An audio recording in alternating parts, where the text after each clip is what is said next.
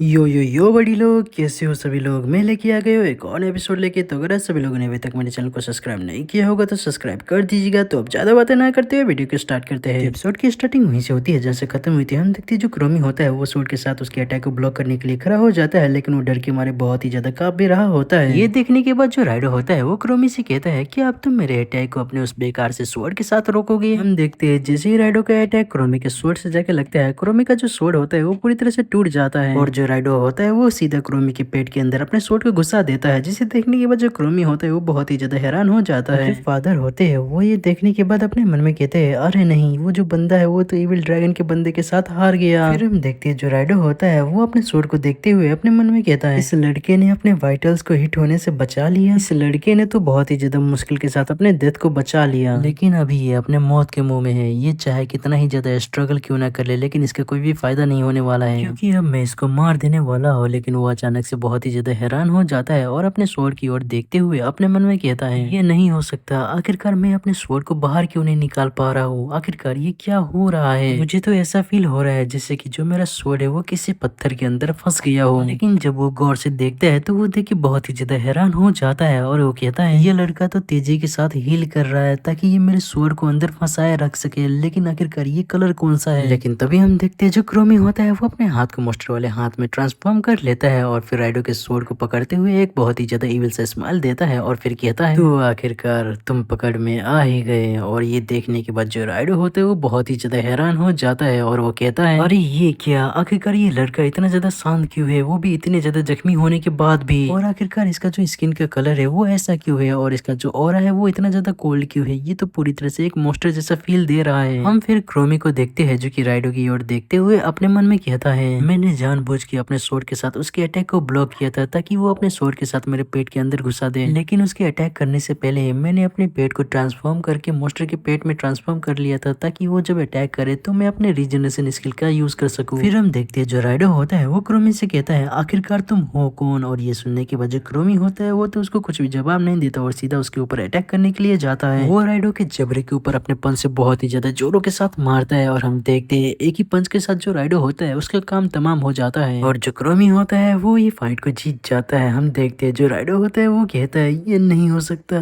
मैं हार गया, ये तो इम्पॉसिबल है। फिर हम देखते हैं जो क्रोमी होता है उसके अंदर अभी भी वो स्वॉर्ड घुसा हुआ होता है। जो फादर होते हैं वो ये देखने के बाद बहुत ही ज्यादा हैरान होते हुए अपने मन में कहते हैं, उस लड़के ने तो सच में इविल ड्रैगन के बंदे को हरा दिया। हम देखते हैं ये सभी चीजें देखने के बाद जो जेफ होता है वो बहुत ही ज्यादा हैरान होते हुए कहता है, ये नहीं हो सकता, राइडो हार गया। फिर जो क्रोमी होता है वो अपने पेट के अंदर से उस स्वॉर्ड को निकालता है और फिर उस स्वॉर्ड को जेफ की तरफ पॉइंट करते हुए कहता है, तो अब मुझे बताओ कि आखिरकार अब तुम क्या करोगे। मैं अभी भी फाइट कर सकता हूँ। और ये देखने के बाद जो सेली होती है वो कहती है, तो अब फाइट 2v1 है। जो जेफ होता है वो ये देखने के बाद बहुत ही ज्यादा घबराने लगता है, लेकिन हम देखते वो अचानक से अपने गले को दबाने लगता है और फिर वो अपने मन में कहता है, मुझे खुद से ही अपनी मदद करनी होगी। फिर हम देखते हैं वो अपने मुंह से एक पर्पल कलर का गैस को छोड़ देता है, जिसे देखने के बाद जो सेली और क्रोमी होता है वो दोनों ही बहुत ही ज्यादा हैरान हो जाते हैं। जो जेफ होता है वो अपने मन में कहता है, अब तुम दोनों इस जहरीले गैस को झेलो। जो सेली होती है वो अपने नाक को बंद कर लेती है और कहती है, ये तो एक स्मोक स्क्रीन है। लेकिन तभी कुछ टूटने का साउंड आता है और हम फिर देखते हैं जो जेफ होता है वो खिड़की से भागते हुए उन दोनों से कहता है, एक टूटे हुए चर्च के लिए तुम दोनों इविल ड्रैगन के साथ पंगे ले रहे हो। आखिरकार तुम दोनों कितने ज्यादा बेवकूफ हो। और फिर के अंदर हम रूल्स बनाते हैं तो तुम सोचना भी मत कि तुम्हें एक सुकून भरी मौत मिलेगी। तुम दोनों को इन सभी चीजों के लिए बहुत ही ज्यादा पछतावा होगा। और फिर जो जेफ होता है वो वहां से चला जाता है, जिसे देखने के बाद जो सेली होती है वो एक सुकून भरा सांस लेती है। फिर वो अपने मन में कहती है, तो फाइनली अभी के लिए सभी चीजें ठीक है। फिर हम क्रोमी को देखते हैं जो कि अपने जख्मों को अपने रीजनरेशन स्किल की मदद से ठीक करते हुए अपने मन में कहता है, मैं किसी तरह से इन सभी चीजों को मैनेज करने में कामयाब हो गया, वो भी बिना अपने ट्रू फॉर्म को रिवील किए हुए। फिर जैसे ही क्रोमी का जो जख्म होता है वो ठीक हो जाता है तो जो क्रोमी होता है वो सोचते हुए कहता है, क्या होगा अगर मुझे सभी लोगों के सामने किसी से फाइट करना पड़ा जिसको कि मैं अपने ह्यूमन फॉर्म में हरा नहीं पाऊंगा, तो फिर आखिरकार मैं क्या करूंगा। वेल अगर देखा जाए तो इन सभी चीजों को सोचने का कोई भी फायदा नहीं होने वाला है। फिर जो सेली और क्रोमी होते हैं वो फादर के पास जाता है, जिसे देखने के बाद जो फादर होते हैं वो कहते हैं, सेली तुम्हारा बहुत बहुत शुक्रिया और तुम्हारा नाम क्रोमी है, क्यों मैंने सही कहा ना। और ये सुनने के बाद जो क्रोमी होता है वो बहुत ही ज्यादा हैरान हो जाता है। फिर जो फादर होते हैं वो कहते हैं, अगर तुम दोनों यहाँ पे नहीं होते फिर तो भगवान को ही पता है कि आखिरकार यहाँ पे क्या होता। क्रोमी क्या तुम्हारा जो जख्म है वो ठीक है, क्योंकि तुम्हें बहुत ही ज्यादा गहरा जख्म लगा था, क्यों मैंने सही कहा ना। और और ये सुनने के बाद जो क्रोमी होता है वो बहुत ही ज्यादा हैरान होते हुए कहता है मेरा जो जख्म है वो पूरी तरह से ठीक है क्योंकि मेरे पास एक हीलिंग स्किल है। फिर जो क्रोमी होता है वो थोड़ा सा परेशान होते हुए अपने मन में कहता है मुझे अपने एमपी को यूज करना पड़ा रीजनरेशन स्किल को यूज करने के लिए, जिसकी वजह से मैं अपने मॉस्क्यू रेड स्किल को ज्यादा देर तक मेंटेन नहीं कर पाऊंगा। मुझे जल्दी से यहाँ से जाके कोई छुपने की जगह ढूंढनी होगी इससे पहले कि मेरा जो एमपी है वो पूरी तरह से खत्म हो जाए। फिर हम देखते हैं जो सेली होती है वो बहुत ही ज्यादा परेशान होते हुए सामने की ओर आ जाती है और फिर फादर से कहती है फादर अब आप और भी ज्यादा ओल्डफील्ड के अंदर नहीं रह सकते, जब से मैं गई हूँ तब से तो जो ओल्डफील्ड है वो और भी ज्यादा बुरी हो गई है और हो सकता है कि जो इविल ड्रैगन के लोग हैं वो फिर से यहाँ पे आ जाए। इससे पहले कि वो लोग दोबारा से यहाँ पे आ जाए आपको जल्दी से कैपिटल के अंदर चले जाना चाहिए। और ये सुनने के बाद जो फादर होते हैं वो सेली से कहते हैं तुम्हें पता है कि मैं ये नहीं कर सकता, ये सच है कि जो कैपिटल है वो यहाँ से बहुत ही ज्यादा अच्छा है लेकिन जो कैपिटल है वो रहने के लिए बहुत ही ज्यादा महंगी जगह है, वहाँ का जो टैक्स है वो भी बहुत ही ज्यादा है और तो और जो कैपिटल है वो यहाँ से काफी ज्यादा दूर है, इन सभी बच्चों को एक साथ वहाँ पे ले जाना काफी ज्यादा मुश्किल भरी काम है। और ये सभी चीजें सुनने के बाद जो सेली होती है वो फादर से कहती है लेकिन फादर आप देख ही सकते हो कि जो इविल ड्रैगन के लोग हैं उन्होंने क्या किया है, आप और भी ज्यादा यहाँ पे नहीं रह सकते, मैं आपकी पूरी तरह से मदद करूंगी जितना ज्यादा मैं मदद कर सकती हूँ, तो इसीलिए जल्दी कीजिए और इस सिटी को छोड़ दीजिए। फिर जो फादर होते हैं वो सेली से कहते हैं अब चलो छोड़ भी दो इस बात को, हम अपना ख्याल रख सकते हैं, अभी जो सबसे ज्यादा इम्पोर्टेंट चीज है वो ये है कि तुम दोनों जल्दी से इस टाउन को छोड़ के चले जाओ क्योंकि जो इविल ड्रैगन के लोग हैं वो अब तुम्हें टारगेट करेंगे। और ये बात सुनने के बाद जो क्रोमी और सेली होती है वो जेफ की बातों को याद करने लगते हैं जहाँ पे जेफ ने कहा हुआ होता है तुम दोनों सोचना भी मत कि तुम दोनों को सुकून भरी मौत मिलेगी। फिर जो फादर होते हैं वो कहते हैं जो एविल ड्रैगन के लोग हैं वो नए लोगों को इतनी ज्यादा आसानी से नहीं छोड़ते, वो लोग जरूर से ही रिवेंज लेने के लिए आएंगे, इससे फर्क नहीं पड़ता कि इसका अंजाम क्या होता है। और ये सभी चीजें सुनने के बाद जो क्रोमी होता है वो बहुत ही ज्यादा परेशान हो रहा होता है। फिर सीन शिफ्ट होता है और हम क्रोमी और सेली को देखते हैं जो कि अब चर्च के बाहर आ गए होते हैं। जो सेली होती है वो क्रोमी से कहती है आज के लिए तुम्हारा बहुत बहुत शुक्रिया और मुझे माफ कर देना क्योंकि मैं अंत में तुम्हारे लिए कुछ भी नहीं कर पाई। लेकिन क्रोमी आखिरकार अब तुम क्या करने वाले हो, जिसे सुनने के बाद जो क्रोमी होता है वो सेली से कहता है मैं सोच रहा हूँ कि मैं रूम पे जाके अभी के लिए आराम करूंगा, लेकिन उसके बाद मैं क्या करूंगा ये अभी तक मैंने सोचा नहीं है। सेली कैसा रहेगा अगर तुम वो जैसे ही ये कहता है तो वो अचानक से चुप हो जाता है और सेली की ओर देखने लगता है जो कि उसको बहुत ही ज्यादा गौर से देख रही होती है। फिर जो क्रोमी होता है वो सेली से कुछ भी नहीं कहता और फिर वो अपने मन में कहता है रुको जरा, मैं इसे इतनी ज्यादा आसानी से नहीं कह सकता। सेली ने इस चर्च को नहीं छोड़ा है जिस चर्च ने इसको पाल पोस के बड़ा किया था जब ये अकेली हो गई थी तब, लेकिन सेली खुद भी अब इविल ड्रैगन के द्वारा टारगेट हो गई है। फिर हम सेली को देखते हैं जो कि अपने मन में सोच रही होती है मुझे चर्च में रह के ही सभी लोगों को प्रोटेक्ट करना होगा, लेकिन रुको जरा, अगर वो लोग मेरी वजह से वहाँ पे फिर से आ गए तो। जैसा कि फादर ने कहा था कि हमारे पास अभी इतनी ज्यादा रिसोर्सेस नहीं है कि हम चर्च के सभी लोगों को कैपिटल लेके जा सके, लेकिन अगर मैंने इन लोगों को इसी तरह से छोड़ दिया तो वो लोग जरूर से ही सभी बच्चों को अपना स्लेव बना के ले जाएंगे। आखिरकार मैं करूँ तो करूँ क्या। और हम क्रोमी को देखते हैं जो कि अपने मन में यही सोच रहा होता है कि आखिरकार मैं करूँ तो करूँ क्या। लेकिन जो हमारा ये एपिसोड होता है वो यहीं पे खत्म हो जाता है। आशा करता हूँ कि आप सभी लोगों को ये नया एपिसोड पसंद आया होगा और अगर पसंद आया होगा तो सभी लोगों को कुछ नहीं करना, बस लाइक कमेंट शेयर और सब्सक्राइब कर देना है। और जाने से पहले आप सभी लोग मेरे सेकंड चैनल और गेमिंग चैनल को भी सब्सक्राइब कर दीजिएगा जिनका लिंक आप सभी लोगों को डिस्क्रिप्शन के अंदर मिल जाएगा। तो फिर मिलते हैं फिर किसी और वीडियो के साथ, तब तक के लिए टाटा बाय बाय।